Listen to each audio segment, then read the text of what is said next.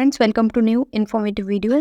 आज के वीडियो में बात होगी, अगर आप दिल्ली यूनिवर्सिटी के हॉस्टल के लिए अप्लाई करने वाले हैं या करना चाहते हैं, फिर चाहे आप यूजी के स्टूडेंट हो यानी कि अंडर ग्रेजुएट, या फिर पीजी के स्टूडेंट हो, या फिर आप रिसर्च स्कॉलर हो यानी कि पीएचडी के स्टूडेंट हो, तो सभी के लिए इस बार एक कॉमन फॉर्म डीयू के थ्रू निकाला गया है। तो वो फॉर्म कल आ चुका है, तो उसको किस तरह से फिल करना है, कंप्लीट प्रोसेस इस वीडियो के थ्रू मैं आपको बताऊंगी। मैंने एक शॉर्ट वीडियो अपलोड किया था जिसपे सभी का ये डाउट था कि इसकी कंप्लीट प्रोसेस से रिलेटेड एक वीडियो बना दिया जाए, तो इसलिए मैं वीडियो ये आपके कहने पर बना रही हूँ।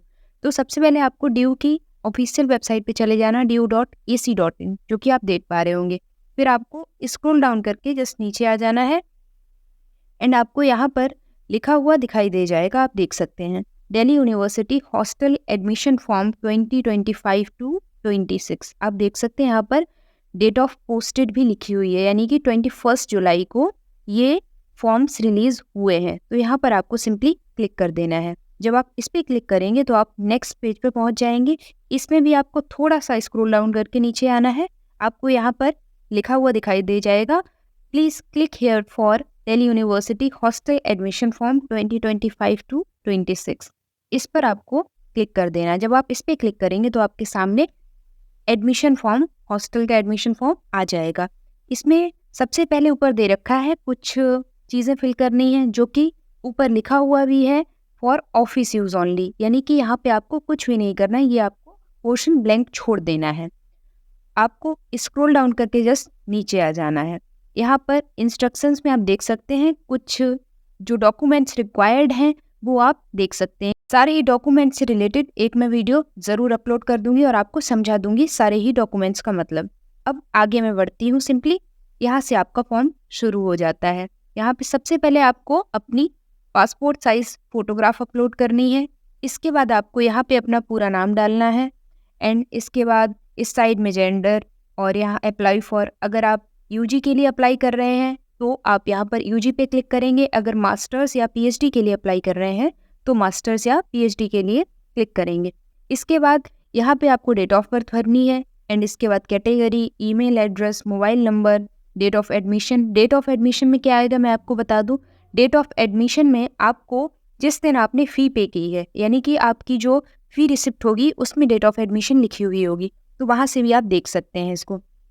इसके बाद कोर्स में आप जिस कोर्स के लिए इनरोल हुए हैं, अगर आप किसी भी बैचलर कोर्स के लिए इनरोल हुए हैं, बैचलर ऑफ आर्ट्स के किसी भी कोर्स के लिए, तो आपको यहाँ पे कोर्स लिख देना है। इसके बाद डिपार्टमेंट, कॉलेज, इंस्टीट्यूशन। कॉलेज आपको लिखना है अगर आप यूजी के स्टूडेंट हैं, और डिपार्टमेंट आपको तब लिखना है जब आपका किसी डिपार्टमेंट में एडमिशन हुआ है डायरेक्टली, यानी कि आप मास्टर्स में बेसिकली डिपार्टमेंट में एडमिशन होता है और कॉलेज में भी एडमिशन होता है मास्टर्स के लिए, तो आपका जिस सीट पे एडमिशन हुआ है आपको यहाँ पे वो लिख देना है। इसके बाद basis of admission, merit based या एंट्रेंस बेस्ड, तो वो आपको यहाँ पर फिल कर देना है। इसके बाद लिस्ट नंबर आपको खाली छोड़ देना है, या फिर चाहे तो आप यहाँ पे फिल कर सकते। अगर आपको CSS राउंड 1 के थ्रू सीट एलोकेट हुई है तो आपको लिस्ट 1 में 1 लिख देना है। राउंड 2 के थ्रू एलोकेट हुई है तो राउंड 2 लिख देना है। इसी तरह राउंड 3 के थ्रू एलोकेट हुई है तो राउंड 3 लिख देना है।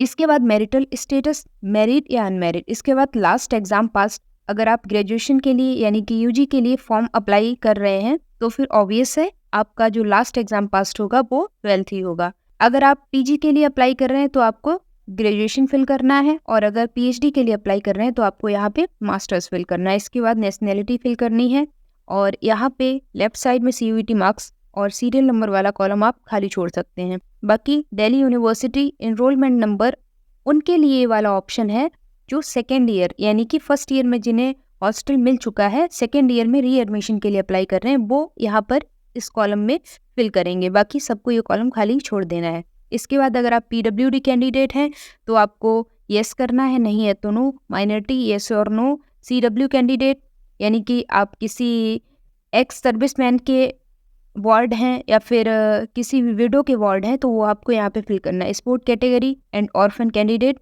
इसके बाद स्क्रॉल डाउन करके आपको नीचे आ जाना है। यहाँ पे आपको एंटी रैगिंग रेफरेंस नंबर डालना है। तो ये आपको कहाँ से मिलेगा?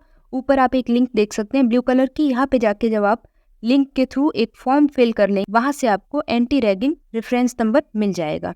नीचे आपको परमानेंट रेजिडेंशियल एड्रेस डालना है। इसके बाद में ये सब कुछ फिल करने के बाद में आपको अपने पेरेंट्स की डिटेल्स भरनी। इसमें सबसे पहले आपकी फादर्स नेम एंड ऑल, उसके बाद में मदर्स नेम एंड ऑल।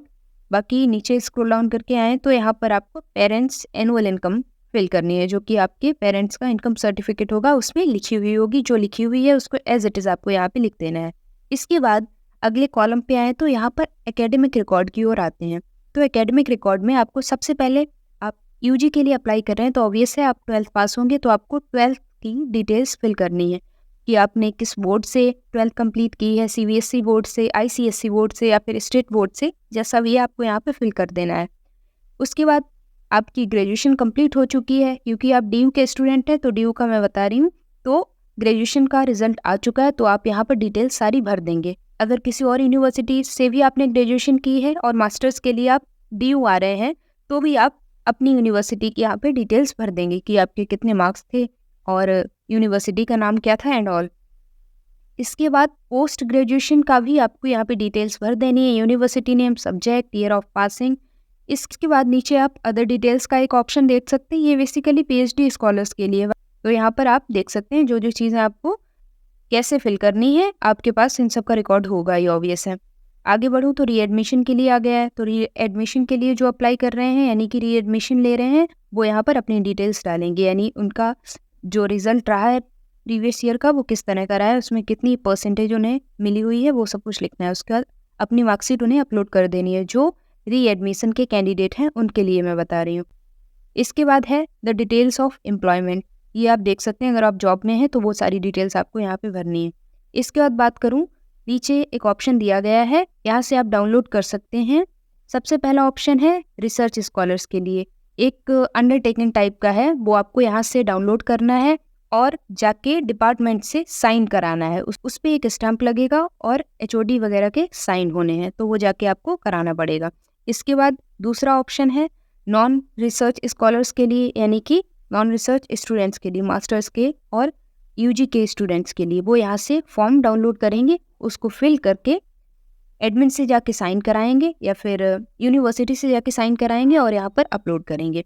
उसके बाद बात करूँ तो यहाँ से आप डाउनलोड कर सकते हैं लोकल गार्जियन से, जो आपको एक कंसेंट फॉर्म टाइप का साइन कराना है। 2 लोकल गार्जियन होने चाहिए, आप ध्यान से सुन लीजिए, यहाँ पे लिखा हुआ है।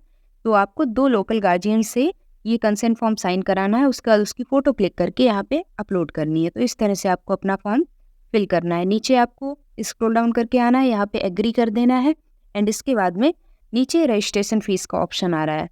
तो रजिस्ट्रेशन फ़ीस की बात करूं, क्योंकि ये भी डाउट कई लोगों का था कि रजिस्ट्रेशन फ़ीस कितनी जानी है, तो 100 रुपीज़ कॉमन है जो कि जाने ही जाने हैं। उसके बाद आप जितने हॉस्टल्स के लिए अप्लाई करेंगे एडिशनल आपको 50 रुपीज़ पर हॉस्टल पे करने होंगे। तो आप समझ पा रहे होंगे ईजिली कि आपको कितना पे करना है। बाकी आपको यहाँ पे बैंक नेम डालना है जिस बैंक के थ्रू आपने पेमेंट किया है। उसके बाद अमाउंट में आपको जितना अमाउंट आपने पे किया है, क्योंकि आपको यहाँ पे स्क्रीनशॉट अपलोड करना है, तो वो अमाउंट जितना आपने पे किया वो आपको यहाँ पे सिंपली लिख देना है। इसके बाद लास्ट एग्ज़ाम मार्कशीट, यानी कि आपको अपनी ग्रेजुएशन की मार्कशीट यहाँ पे अपलोड कर देनी है या फिर अपने 12th की मार्कशीट यहाँ पे अपलोड कर देनी है। यूजी के स्टूडेंट्स यहाँ पे 12th की मार्कशीट अपलोड करेंगे। पीजी के लिए जो लोग अप्लाई कर रहे हैं वो लोग यहाँ पे यूजी की मार्कशीट अपलोड करेंगे। इसके बाद आपको अपनी 10th की मार्कशीट अपलोड कर देनी है यहाँ पे। इसके बाद ज्वाइनिंग लेटर वाला ऑप्शन आपको छोड़ देना है और एनी अदर डॉक्यूमेंट वाला भी ऑप्शन छोड़ देना है। इसके बाद नीचे अप्लाइंग फॉर मास्टर्स और पीएचडी, तो फिर आपको यहाँ पे सिंपली क्लिक कर देना है। अगर मास्टर्स के लिए अप्लाई कर रहे हैं तो फिर मास्टर्स पे, और अगर पीएचडी के लिए अप्लाई कर रहे हैं तो पीएचडी पे। इसके बाद राइट साइड में बात करूँ तो डेट ऑफ पेमेंट, यानी किस दिन आपने पेमेंट किया है हॉस्टल के लिए वो, और उसके बाद रजिस्ट्रेशन फ़ी रिसिप्ट।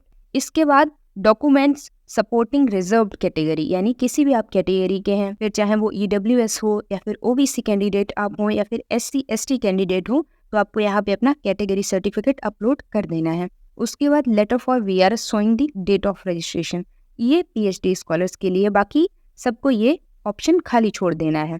इसके बाद प्रूफ ऑफ परमानेंट रेजिडेंस, यानी कि आपको यहाँ पे अपना डोमिसाइल या फिर आधार कार्ड अपलोड कर देना है। इसके बाद आपको अपनी मार्कशीट अपलोड करनी है। ये ऑप्शन है उन लोगों के लिए जो पीजी के लिए अप्लाई कर रहे हैं, यानी कि अंडर ग्रेजुएट की यानी कि अपनी ग्रेजुएशन की मार्कशीट यहाँ पे उन लोगों को अपलोड कर देनी है।